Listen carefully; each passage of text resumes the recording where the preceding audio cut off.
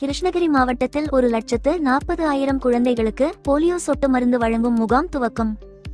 நாடு முழுவதும் இன்று போலியோ சொட்டு மருந்து முகாம் துவங்கியது. கிருஷ்ணகிரி மாவட்டத்தில் 5 வயதுக்கு உட்பட்ட குழந்தைகளுக்கு போலியோ சொட்டு மருந்து வழங்கும் முகாம் கிருஷ்ணகிரி பேருந்து நிலையத்தில் துவங்கியது. சட்டமன்ற உறுப்பினர் முகுந்தன், வருவாய் கோட்டாட்சியர் ஷாஜகான் ஆகியோர் முகாமை துவக்கி வைத்தனர். மாவட்டம் முழுவதும் 927 கிராம பகுதிகளிலும் 80 நகராட்சி பகுதிகள் என 1007 இடங்களில் முகாம் அமைக்கப்பட்டு உள்ளது. சுகாதார ஆய்வாளர்கள், குழந்தைகள் வளர்ச்சி திட்ட ஊழியர்கள், பள்ளி கல்வித்துறை ஊழியர்கள், நோட்டரி சங்கம், மகளிர் சுய உதவிக்குழு என்று 4182 நபர்கள் போலியோ சொட்டு மருந்து வழங்கும் முகாமில் ஈடுபட்டுள்ளனர்.